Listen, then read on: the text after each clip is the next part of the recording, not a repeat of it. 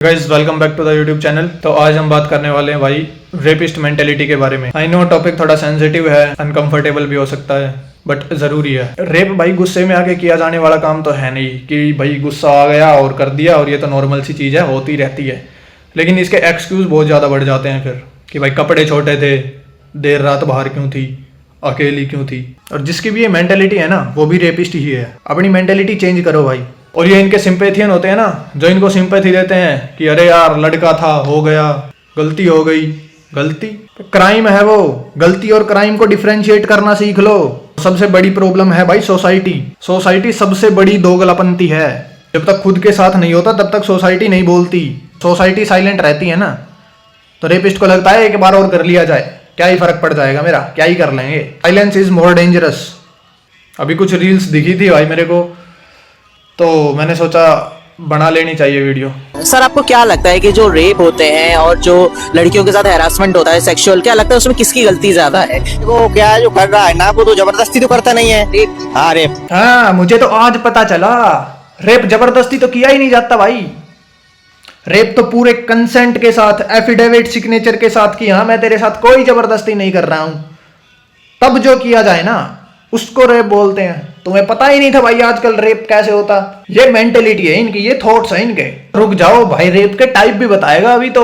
अब रेप तो कई प्रकार के हो रहे हैं। अच्छा। जो फंस जाते हैं ना तो उस पर रेप लगा दिया जाता है। आधा wrap, masala wrap, paneer tikka wrap, margherita wrap, को सॉफ्ट कॉर्न रेप।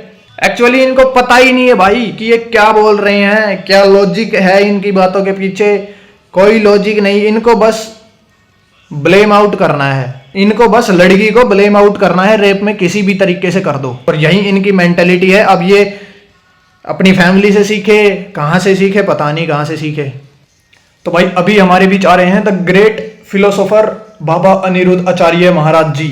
कुछ कम कपड़े थे तो उसने देखा, और जैसे उस लड़की को देखा ना तो उसका शरीर उसको बार बार अब उसके अंदर वो लड़की गूंजने लग गई। धीरे धीरे वो लड़का ना उत्तेजित होने लगा। मतलब लिटरली भाई इनको पता ही नहीं है कि ये क्या डिलीवर कर रहे हैं लोगों तक। जो ये मेंटेलिटी पनप रही है ना लोगों में कि छोटे कपड़े, रात को बाहर अकेली लड़की, ये बढ़ावा दे रहे हैं भाई ऐसी चीजों को। कंट्रोल नहीं हो रहा इन चीजों से। और बाबा आप एक बात बताओ, वो 3 साल की बच्ची जो 9 साल की, 8 साल की या 3 साल की बच्चियां थी, 2 महीने की कोई थी, उनके कौन से छोटे कपड़े देख लिए इन्होंने।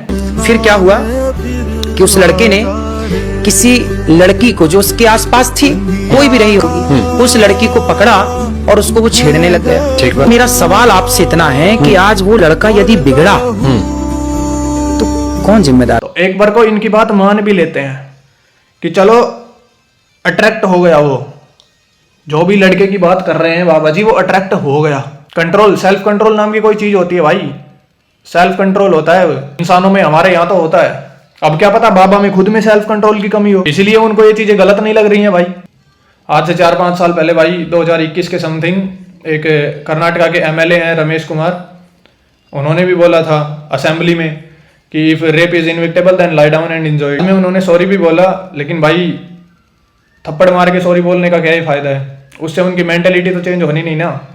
बात तो यहाँ पे सारी मेंटेलिटी की है। और पास्ट तो चलो खराब था ही, लेकिन फ्यूचर भी खराब ही होता जा रहा है। लड़कियों को बाहर नहीं निकलना चाहिए, जब कोई काम हो जब तभी निकलना चाहिए, नहीं तो घर में रहना चाहिए। हाँ। और लड़कों को ये मानना है कि इसमें रेप के केसेस में लड़कियों का भी गलती रहती है। आपको क्या लगता है? हाँ, इसमें गलती होती है कि उनको जैसे जींस की पैंट पहन के चलती है तो लड़कों को ऐसे आकर्षित होते हैं उनको देख के। इन बच्चों की सोच देख लो तुम। दोनों की गलती होती है रेप में। लड़की को बाहर नहीं निकलना चाहिए, ये नहीं करना चाहिए। ये तो चलो बच्चे हैं, ये तो खुद से तो नहीं सीख रहे, कोई ना कोई तो इनको सिखा ही रहा है। इनके टीचर सिखा रहे हैं या इनके घर वाले सिखा रहे हैं, कोई तो सिखा ही रहा है। लेकिन मेंटलिटी इनकी अभी से खराब कर दी, ये कभी ठीक नहीं होगी अभी। ठीक है, लड़कियों की ये गलती रहती है। लड़की है ना जैसे जाती है तो है ना, वो ज्यादा लड़की है ना खुद भी बोलती है, जब तो ये लड़कियों की भी तो कुछ गलती होगी, जब तो रेप हो। हाँ, मतलब अगर लड़की स्माइल कर रही है, किसी से बात कर रही है अच्छे से, तो वो चाहती है कि उसका रेप हो, बढ़िया। तो लड़कियों भाई आगे से अगर कोई भी लड़का दिखे तो सीधा मुंह पे घुसंड मारो। डाल दो सोशल मीडिया में। कहाँ होगा मेरा, पता चलेगा समाज के साथ। नहीं होगा, डांट दो, डर नहीं है, डाल दो मीडिया में, क्या दिक्कत है यार। तो है, अरे मैं तो पॉलिटिशियन हूँ, लीडर हूँ मैं तो यहाँ का, MLA हूँ, उखाड़ लो मेरा बाल। कौन उखाड़ेगा? ऐसे थोड़ी बन गया। अभी तो अथॉरिटी है मेरे पे, कुछ भी कर सकूं। यही करने के लिए तो MLA बना हूँ। और भाई जिस देश के लीडर पॉलिटिशियंस ही ऐसे हो तो उस देश की जनता तो ऐसी ही मिलेगी। ताली कभी एक हाथ से नहीं बजती, दोनों हाथों से बजती है, ये चीज देखी जाए। अगर कोई शरीफ लड़की होती है रात को 9 बजे मतलब नहीं घूमती है।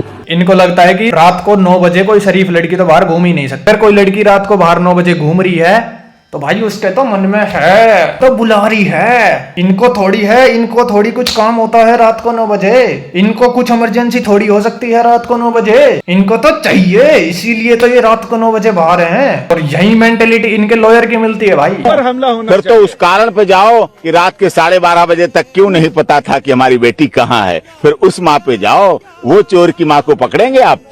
मतलब अगर रात को 9 बजे कोई लड़की भाई बाहर है, कोई अपनी जॉब से घर पे जा रही होगी, कोई घर से जॉब के लिए जा रही होगी, ठीक है, कोई बाजार में जा रही होगी, कोई कुछ भी अपने काम से जा रही हो, मतलब कोई घूमने फिरने कुछ भी जा रही हो, ठीक है, तो मतलब उसका रेप होगा। फिर वकील साहब तो यही कह रहे हैं ना, उसका होना चाहिए। फिर तो कल को वकील साहब के घर से भी कोई जाएगी बाहर। तो यहाँ तक आने के लिए शुक्रिया। आज के लिए बस इतना ही, फिर मिलेंगे। Stay safe.